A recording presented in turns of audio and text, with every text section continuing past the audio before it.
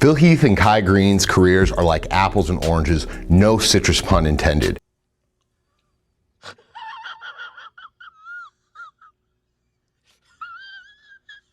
That's because they've been neck and neck with each other throughout the entirety of their careers, but have offered very different physiques and different personalities which get reflected by those physiques. Even their path to attaining professional status demonstrates the differences between these two guys in both their physiques and their personalities. Well, Heath would turn professional in 2005 at the prestigious NPC USA competition. Kai would turn professional the year prior in 2004 at the Team Universe, another national level contest that is very competitive, however not nearly as celebrated as competitions such as the NPC Nationals and NPC USAs. Eventually, the two would be neck and neck again, competing this time at the prestigious Olympia competition. And for as much public animosity as these two appear to hold towards one another, and the amount of times they've traded placings with each other, it would seem that these two are going to define the current era of bodybuilding, and their names are synonymous with one another. Rage. Yeah, let's fucking rage! I'm a freak. Can you fuck on me?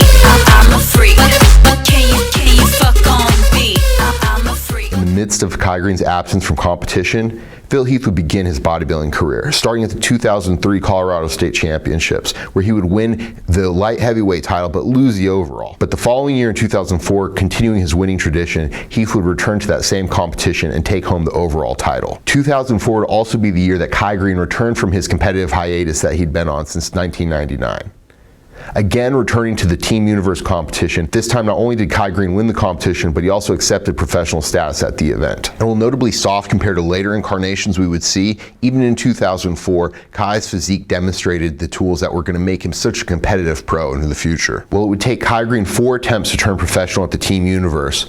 Phil Heath would get IFBB professional status his first attempt at the NPC USA competitions a year later in 2005. But in 2006, as an IFBB professional, Heath would best Kai multiple times that year, beating him both in Colorado as well as New York a week apart from one another. Though compared at points throughout the competition, Kai Greene was a notably softer version of his future self, and Phil was dominant through most poses. While Heath was dialed in, crisp, detailed, sharp, separated, striated, etc., Greene had loads of potential and demonstrated that going into the future he could be a threat. While the 2006 Colorado contest would set the tone for Heath's future career, it would also be the contest that enabled Kai Greene's career to reach unprecedented heights as well. This is because in 2006, Kai would leave Colorado with the Best Poser award. This gave him $10,000 additional dollars, so he managed to make some money even though he failed to place in the top 10. Kai Greene would invest these funds back into himself, and in 2007 would make a triumphant return to Colorado. This time, rather than falling outside the top 10, taking the entire contest. As Heath had just the year prior, Greene would defeat a stacked lineup in Colorado. In the process, Kai would also present one of the most notorious posing routines to date, the Michael Jackson Dirty Diana routine, which demonstrated both his passion and dedication to the sport of bodybuilding, which was matched now by the knowledge which he needed to finally sharpen the blade, which was his physique. And in 2008, Greene would yet again win in the shadows of Heath, as he too would win the New York Pro. In 2008, Greene would abstain from competing in the Olympia. That year, Heath would manage to place a high 3rd place, which would give him a lot of momentum going into the following year, which would lead him to decide to focus on that competition entirely and skip the Arnold, which would have been arguably the next logical step in his bodybuilding career. In Heath's absence from the competition, Kai Greene would step into the Arnold Classic and win his first title there. As well, Phil Heath, who put all his eggs into the Olympia basket, would fall all the way to a disappointing 5th place, with Kai Greene landing directly above him in 4th, having already won the Arnold earlier that year. In 2010, many expected that year's Arnold competition to hold many indications going into the Olympia.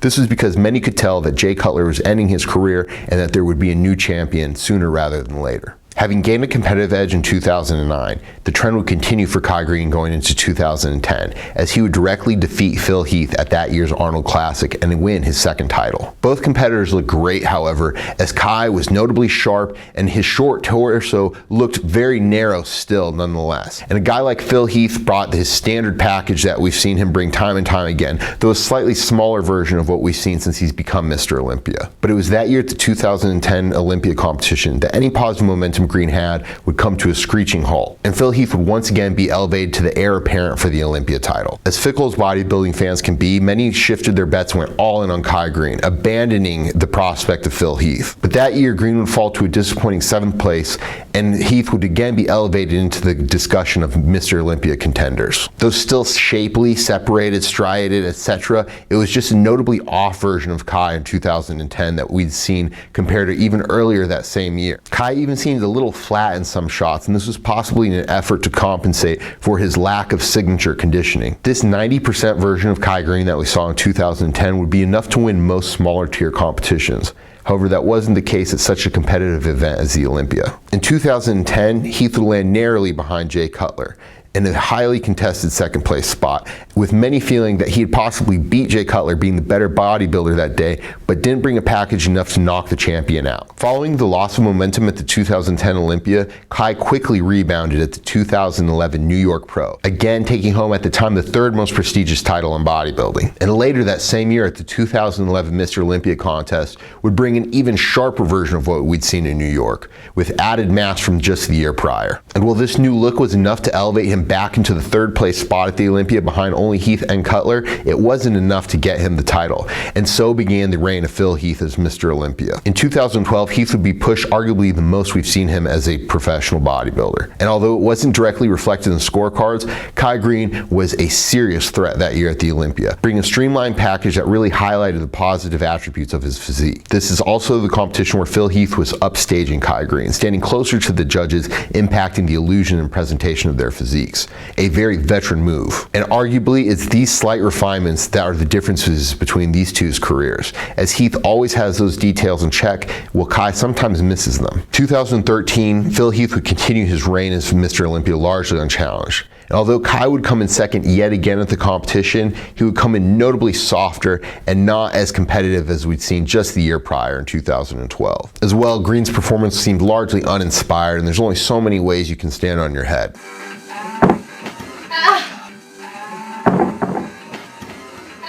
But 2014 would be the last time that we saw this duo on the Olympia stage competing against each other, as from that point on, Kai Greene would be notably absent from the competitions. Though Phil would again dominate Kai in 2014, Kai would put on a spectacle of sorts, with some physical interactions on the stage and loud mouthing. At points, the two would get seemingly confrontational, and the interactions got awkward at best, though there was no real implications that there was going to be violence. But semantics aside, this wasn't enough for Kai Greene to best Phil Heath, and again, Phil Heath would continue his reign as Mr. Olympia, this time getting his 4th title. And Kai Greene would yet again end up in the bridesmaid position, falling to the 2nd place spot, directly behind Heath. Following his absence in both 2016 as well as 2015, there's a lot of speculation about Kai Greene's future going forward. But if there's one thing for certain, it's that Phil Heath has gotten the upper hand over Kai over the last few years. As great a competitor as Kai is, he's only getting older, and so one has to ask if this is going to start getting reflected in his physique going forward.